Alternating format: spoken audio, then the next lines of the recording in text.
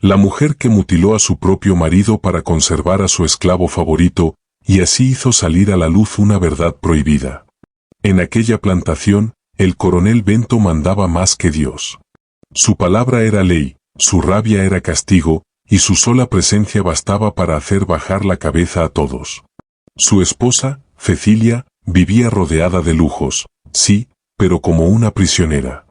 Tenía vestidos finos, una casa inmensa y sirvientes por todas partes, pero nada de eso le pertenecía de verdad. Su vida estaba hecha de silencio, miedo y humillaciones.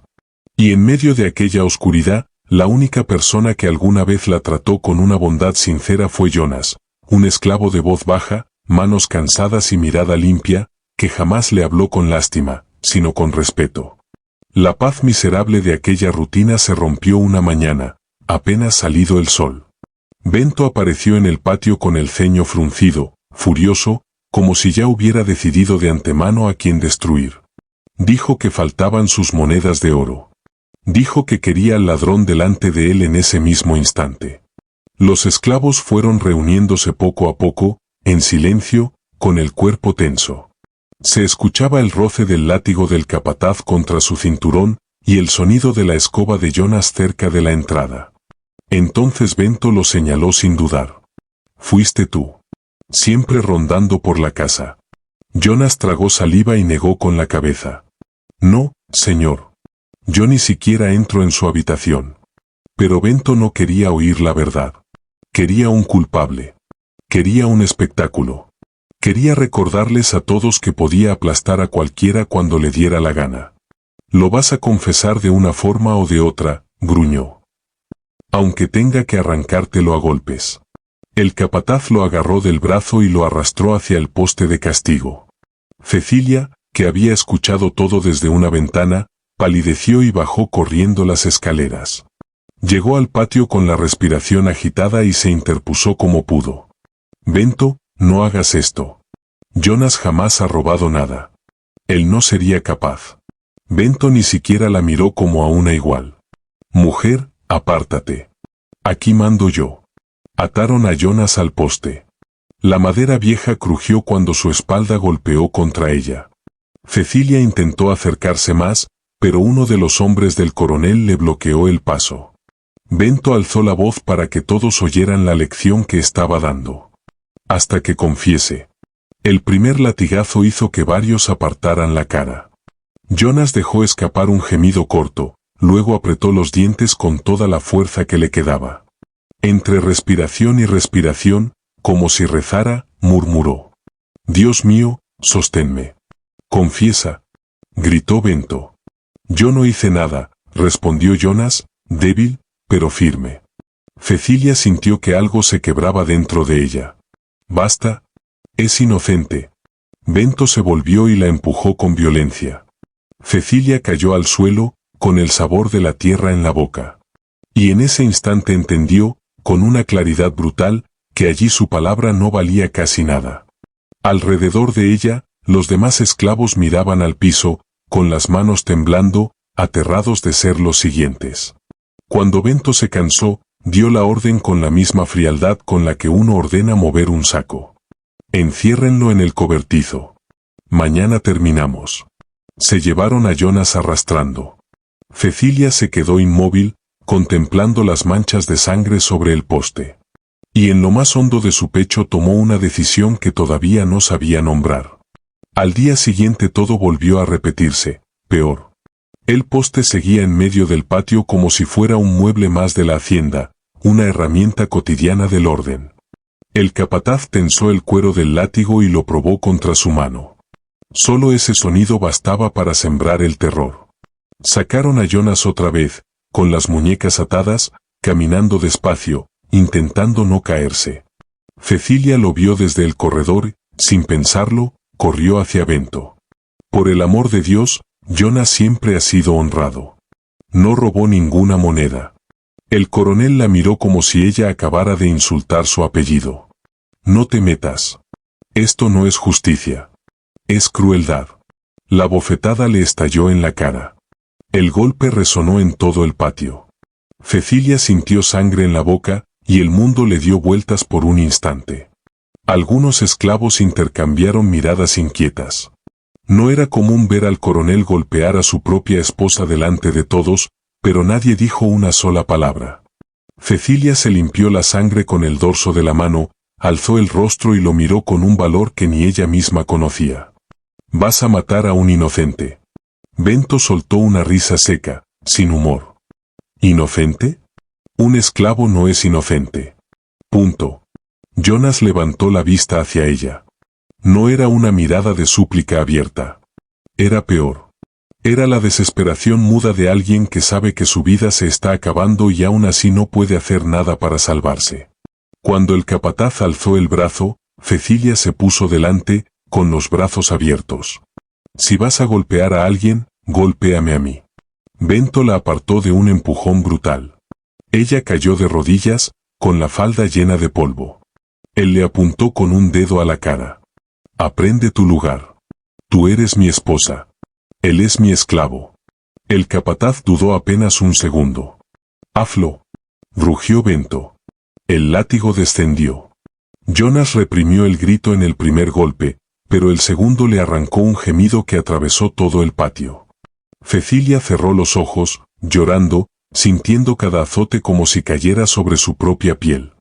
Después de varios golpes, las piernas de Jonas cedieron. Su cuerpo quedó vencido. Bento seguía exigiendo una confesión, pero ya no había en ese cuerpo un hombre capaz de responder nada. «Llévenlo al cobertizo», ordenó. «Mañana hablará». Entonces Cecilia comprendió la verdad entera. Si seguía intentando convencer a su marido, Jonas moriría. Así de simple. Esa noche la plantación quedó envuelta en ese silencio peligroso que parece calma por fuera y podredumbre por dentro. Cecilia vagó por la casa grande sin rumbo, y el crujido de cada tabla del suelo sonaba más fuerte de lo normal. A lo lejos, de vez en cuando, llegaba un sonido apagado, un gemido breve que salía del cobertizo. Era Jonas. Intentó acostarse, pero no pudo. Se sentó al borde de la cama con el rosario en la mano. Las cuentas resbalaban entre sus dedos, pero ninguna oración le salía. Su corazón latía con una urgencia feroz, como si le advirtiera: si esperas, él muere. Se levantó y fue hasta la ventana. En la oscuridad vio una luz débil cerca del cobertizo, tal vez el farol del capataz o de algún guardia. Y junto con la luz volvió a escuchar ese quejido, todavía más débil, todavía vivo. Miró el reloj del pasillo. Era tarde. Demasiado tarde para la obediencia, demasiado temprano para el arrepentimiento. Sin darse cuenta, terminó frente a la puerta del dormitorio de su marido. Bento dormía profundamente, desparramado, con el olor a cachaca impregnando el aire. Cecilia se quedó mirándolo unos segundos, y sintió algo helado asentarse en su interior. Ese hombre no iba a detenerse.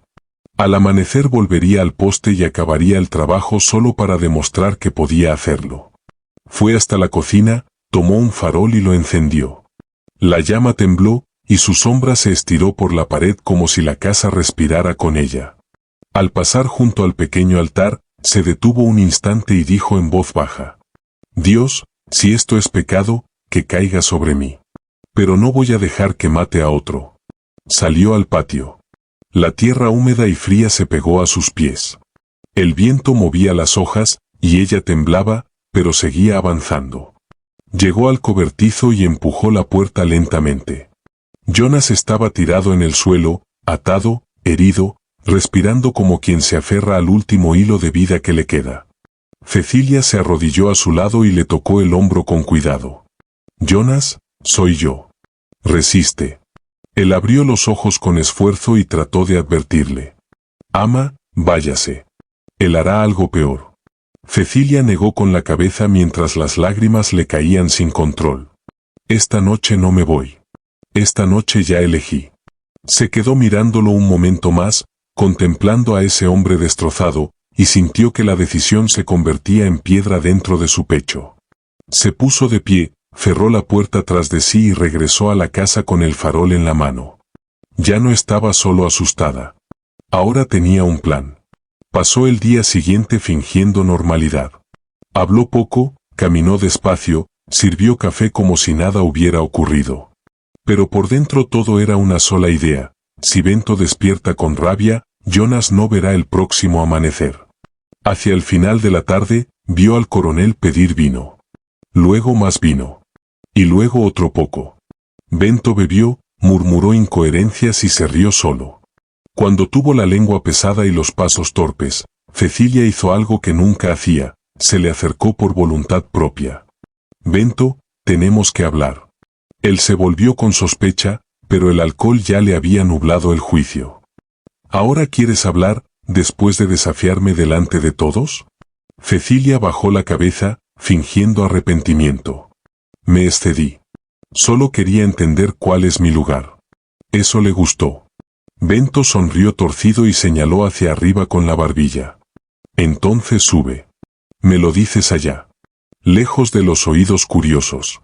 Cecilia subió primero, despacio. Él fue detrás, agarrándose del pasamanos y gruñendo entre dientes. Cuando llegaron al rellano, ella se detuvo cerca del último escalón, dejando espacio para que él pasara. Bento alzó el pecho, engreído. Habla, mujer. Se me acaba la paciencia. Cecilia respiró hondo y dijo muy cerca de su oído, como si confesara algo íntimo. Pasé la noche pensando, y entendí una cosa. ¿Qué cosa?, preguntó él, satisfecho. Cecilia se inclinó un poco más. Que no vas a volver a hacer esto nunca más. Bento soltó una risa burlona. ¿Y cómo piensas impedírmelo? ¿Con rezos? Se dio media vuelta con desprecio y empezó a bajar. Ese fue el instante.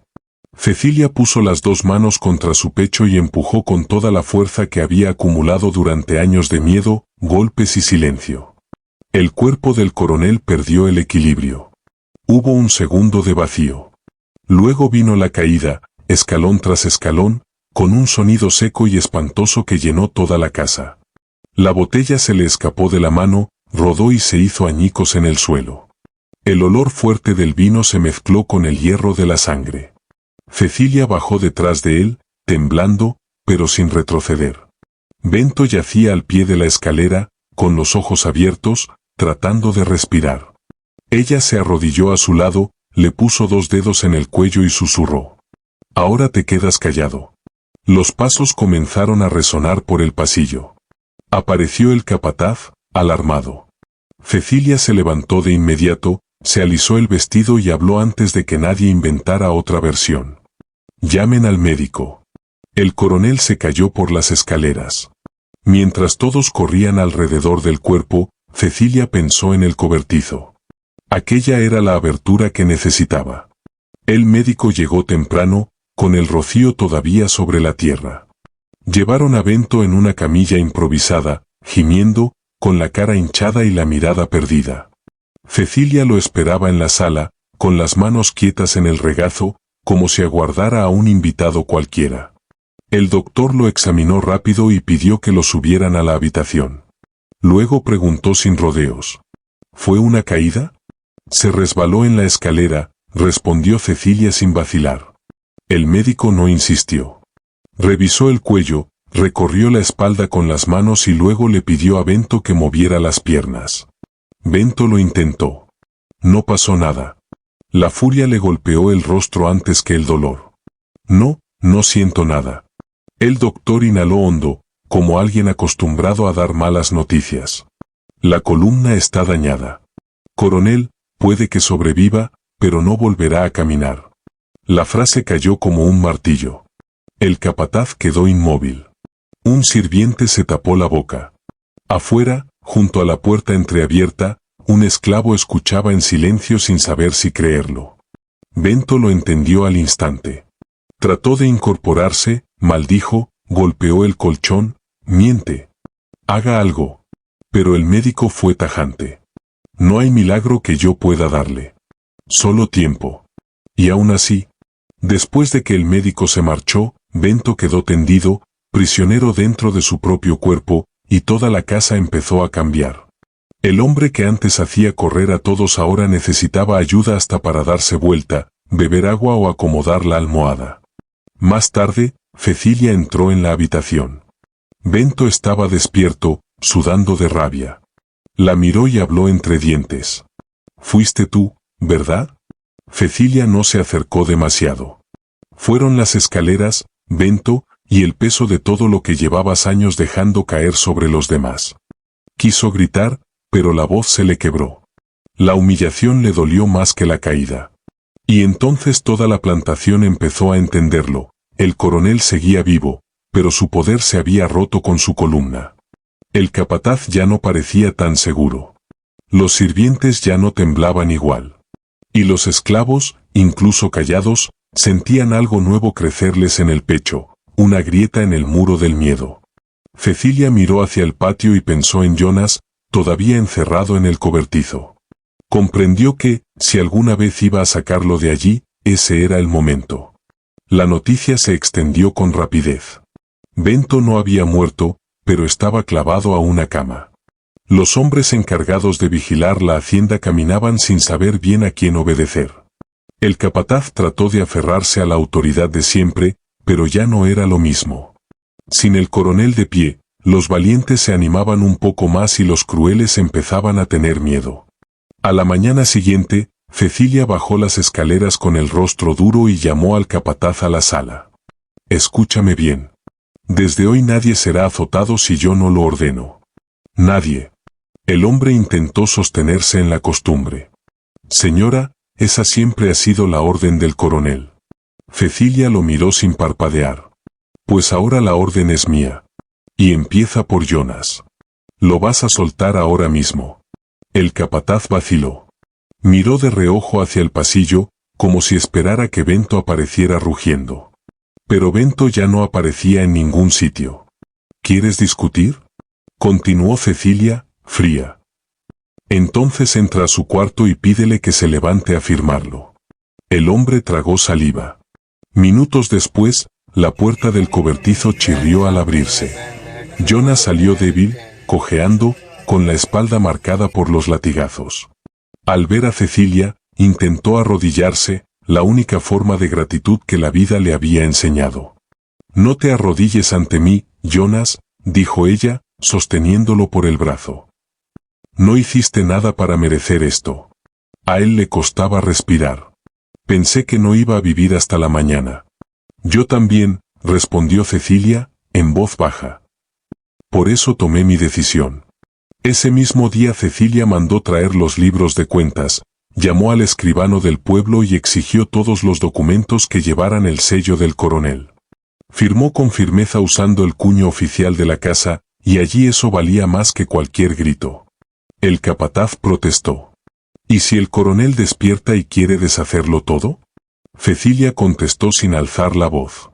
«Puede decir lo que quiera. Pero ahora soy yo quien camina esta tierra». Los cambios se notaron enseguida. Cubrieron el poste de castigo y lo dejaron sin uso. La comida mejoró. Los esclavos empezaron a levantar la cabeza al pasar frente a la galería. No era libertad completa, todavía no, pero por primera vez en mucho tiempo nadie se iba a dormir esperando el látigo al amanecer. Una tarde, Cecilia llamó a Jonas a la veranda. «Necesito a alguien a quien la gente respete, no por miedo, sino por lo que soportó». Jonas bajó la vista. «Señora, yo no sé dirigir a nadie». «Mejor así», dijo Cecilia. «Entonces no te convertirás en él». Mientras tanto, desde su habitación, Bento escuchaba el cambio en el tono de las voces, en el ritmo de los pasos, en la manera en que la casa respiraba sin pedirle permiso. Tenía rabia, pero ya no tenía piernas para imponerla. Los días siguieron pasando y Bento continuó preso en la cama. Quienes entraban en su cuarto ya no lo hacían corriendo ni con terror. Entraban porque era su trabajo. Y eso, para él, era peor que el dolor. Todas las mañanas dos hombres lo levantaban del colchón. Primero acomodaban la almohada, luego tiraban con cuidado de su cuerpo hasta dejarlo medio sentado. Sus piernas colgaban inútiles, como si ya no le pertenecieran. Bento apretaba los dientes e intentaba fingir que seguía mandando. «Más rápido», gruñía. «Son todos demasiado lentos». Cuando Jonas tenía que ayudarlo, no respondía. Hacía solo lo necesario. Y Bento odiaba esa calma. Antes, una sola palabra suya hacía temblar el patio entero. Ahora ya no temblaba nadie. Un día trató de vestirse solo y casi se cayó de la cama. La cara se le puso roja de furia. Cecilia. Ella apareció en la puerta sin apuro. ¿Qué quieres? ¿Estás contenta ahora? Mira lo que me hiciste. Cecilia no discutió. Solo lo miró y dijo: ya no tienes fuerza para lastimar a nadie, Bento. Eso es lo que cambió. La verdadera humillación estaba en los detalles. Pedir agua. Pedir comida. Pedir que le dieran vuelta el cuerpo. Y lo peor de todo era ver quién lo hacía. Manos negras. Las mismas manos a las que él había tratado como si no fueran humanas. Una tarde, Jonas le llevó un vaso de agua. Bento intentó agarrarlo, pero le tembló la mano y el vaso se hizo añicos en el piso. El agua se extendió sobre la madera. Bento reaccionó por instinto, volviendo a la crueldad de siempre. Limpia eso, esclavo. Jonas se quedó quieto, lo miró a los ojos y respondió sin levantar la voz. Ya no soy su esclavo, coronel. Esas palabras atravesaron a Bento como un cuchillo. No hubo gritos ni respuesta. Solo giró la cara y se tragó la vergüenza. Cecilia observó la escena desde lejos. No dijo te lo mereces. No hacía falta. Su venganza era el tiempo haciendo su trabajo. Bento, que había gozado viendo a otros de rodillas, era ahora el hombre caído todos los días. Y entonces comenzó el castigo verdadero. No era solamente no poder caminar. Era estar despierto. Saber que el mundo seguía moviéndose sin pedirle permiso. Que sus órdenes se habían convertido en ruegos. Que cuando llamaba a alguien, ya no era poder lo que sonaba en su voz, sino necesidad. Una noche Cecilia entró en la habitación y lo encontró llorando, con el rostro hundido en las sábanas. ¿Tienes miedo?, preguntó ella. Bento respondió en un susurro quebrado. Los veo, los recuerdo. Cecilia se quedó un momento en silencio y luego dijo: entonces sigue recordando hasta que duela. Porque así fue para ellos. Después de todo aquello, Jonas volvió poco a poco a sus tareas. No como antes, movido por la desesperación, sino con cautela, con la espalda ardiendo y la cabeza erguida. Ya nadie lo llamaba ladrón. Nadie lo arrastraba encadenado. Y eso, por sí solo, ya parecía otro mundo. Al caer la tarde, cuando el patio se vaciaba, solía quedarse descansando cerca del cobertizo. Allí empezó a aparecer Cecilia. Al principio con excusas. Te traje ungüento. Me dijeron que la herida volvió a abrirse. Jonas intentaba ponerse de pie de inmediato. No era necesario, señora. Ella lo cortaba con firmeza. Si era necesario. Y deja de hablarme como si yo fuera dueña de tu dolor. Él bajaba los ojos, sin saber qué contestar. Cecilia se acercaba un poco más y, en tono más suave, preguntaba: dime la verdad. ¿Te duele mucho? Jonas respiró hondo. Duele.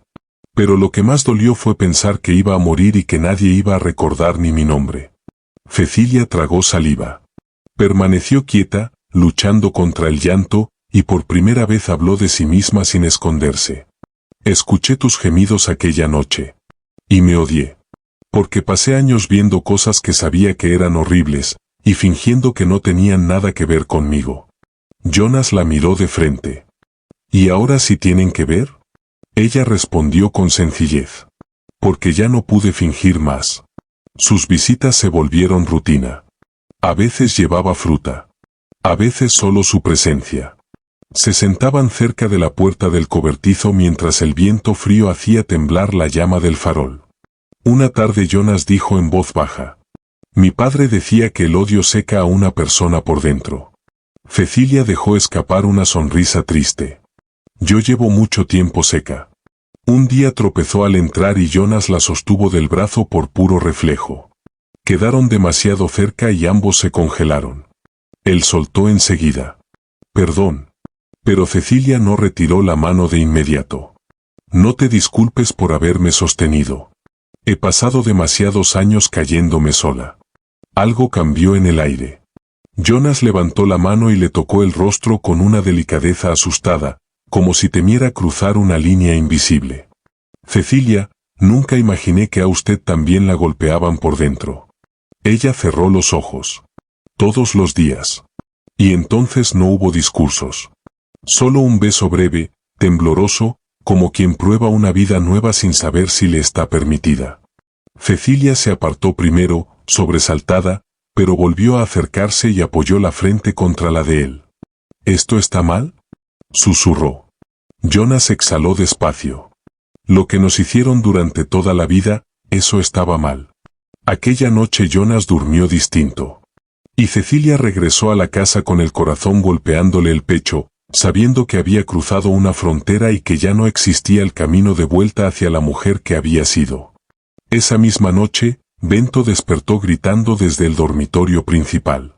«Cecilia, vuelve aquí. Todavía eres mi esposa». Su voz retumbó por el pasillo, pero ya no arrastraba el mismo peso. Cecilia estaba frente a la puerta del cuarto del fondo, la habitación sencilla donde Jonas descansaba. Respiró hondo y entró. Jonas se incorporó alarmado. «¿Señora? ¿Pasó algo?» «Sí», respondió ella. «Pasó que no voy a dormir más en aquella habitación. Ni esta noche, ni nunca». Jonas no supo qué decir. Él se va a enterar. Y cuando se entere, castiga. Cecilia sostuvo su mirada. Puede gritar. Puede maldecir. Pero ya no puede salir de esa cama para arrastrarme de vuelta. Y yo ya no voy a vivir como si el miedo siguiera mandando afuera. Bento volvió a gritar, llamándola, golpeando el colchón, ordenando a un sirviente que la buscara. Cecilia no se movió. Se sentó al borde del catre y se quitó los zapatos despacio, como quien recupera por fin la propiedad sobre su propio cuerpo. Jonas seguía de pie, incómodo, sin saber qué hacer con las manos. «No quiero meterla en problemas», murmuró. Cecilia lo interrumpió, más suave. «Problemas he tenido toda la vida. La diferencia es que ahora yo elijo dónde respiro». Él bajó la mirada. «¿Y si la gente habla? ¿Y si toda la casa empieza a murmurar?» Cecilia sonrió con tristeza. «Siempre han hablado. Antes vivía para cerrarles la boca. Ahora solo quiero dormir en paz». Se recostó y luego le dijo: «Ven. Solo quédate.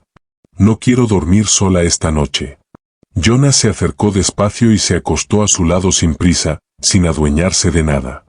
Y fue entonces cuando Cecilia sintió la diferencia. No era un hombre tomando lo que quería.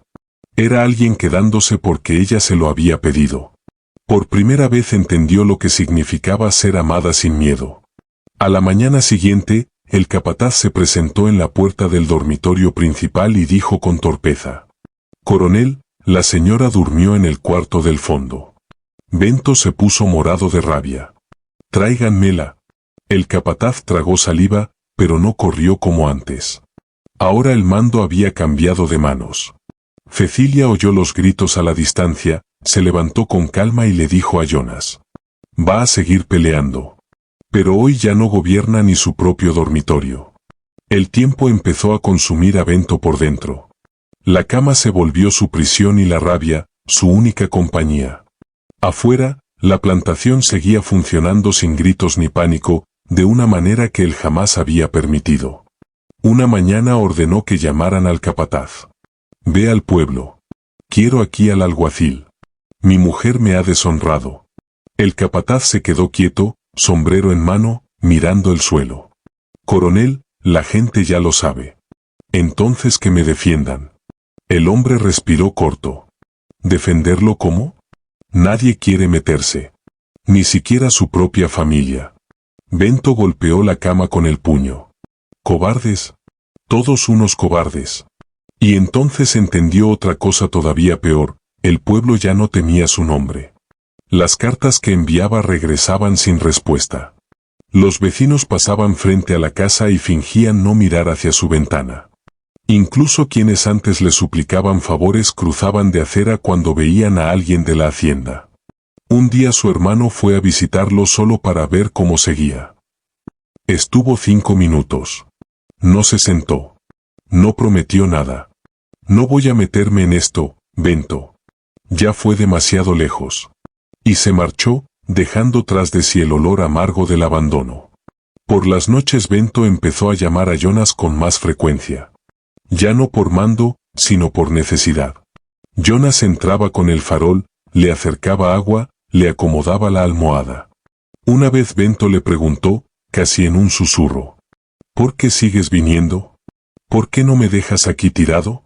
Jonas respondió sin discursos, sin furia.